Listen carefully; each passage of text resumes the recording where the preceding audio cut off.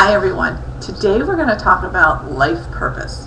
How do you find out what your life purpose is?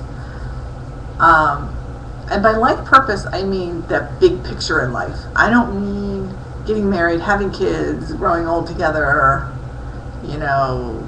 traveling, I don't mean that. I mean everyone comes to this world with a purpose for being here. Something to share with others, something to help others with or through, no matter what that is. And it doesn't matter what you feel pulled to do for a living. You can still make a difference, whether it's in a couple of people's lives or on a grand scale.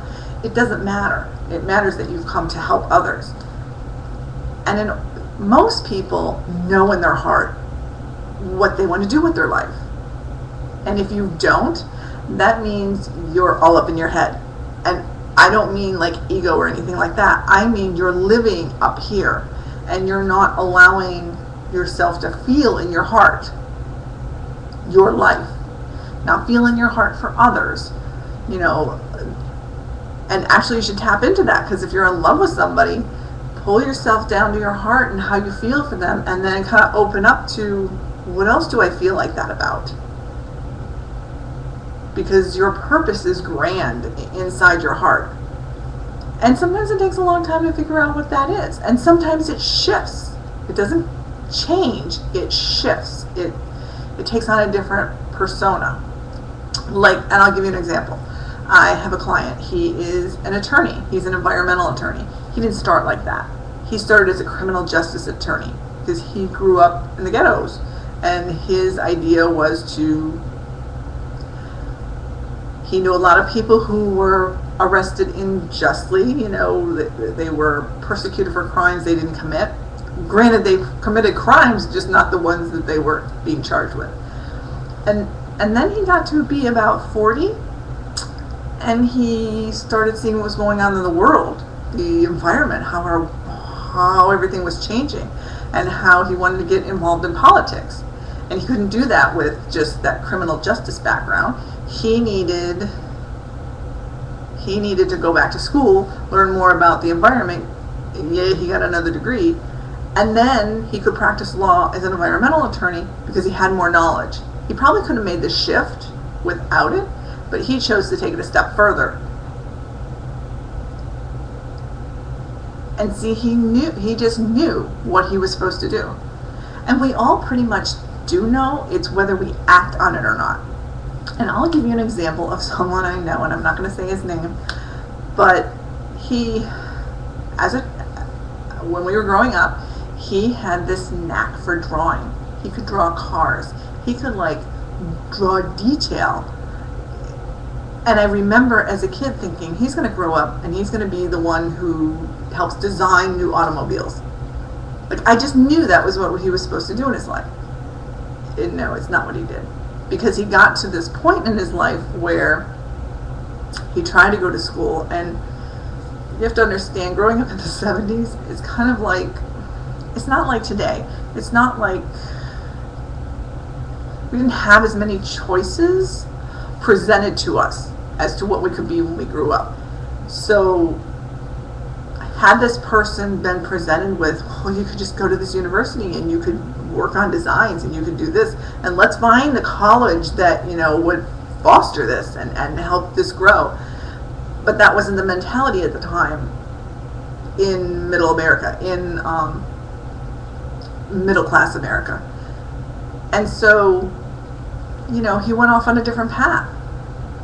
I'm not saying his life is bad or anything. No, he made the best of what he has, and he has a good life. But I think there's always that calling in our heart. There's always that pulling, because he still sketches. He still draws. He still, he still works with vehicles. He still works with cars. That's never changed. He's always had that in his life. And I think that's the shift. It's if he couldn't go down this road, God goes, well, we'll just make sure it stays in your life. And in other ways you can help people. Whether that's being a mechanic or being a business owner or, owning a tire shop. It doesn't really matter. It's we're gonna make that happen some way, somehow. So you see, you really do know what your calling is. And for those of you who are like, I get a lot of letters from people who are like, I'm at a crossroads. It's like, I want to know my life purpose. I'm just at this crossroads. Things are changing and I don't know where I'm going and I need to know where to go. And those people are up in their head and they need to pull it back down in their heart. And in order to do that, the same word I'm going to say this word, people are going to go, oh, meditation.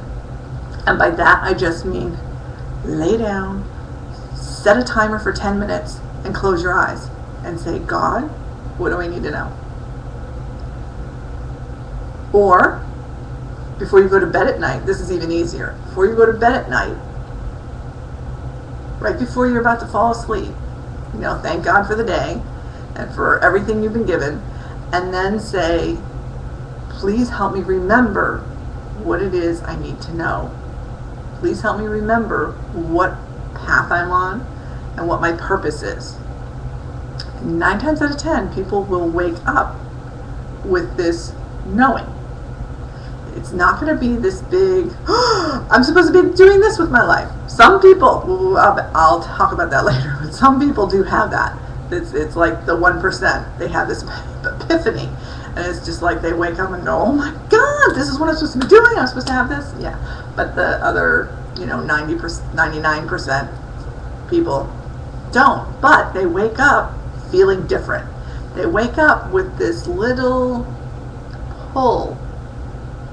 And this is what I do every morning. I wake up and I say, I have my little prayer. But in my little prayer is this phrase that is, God, I'm here to do your work.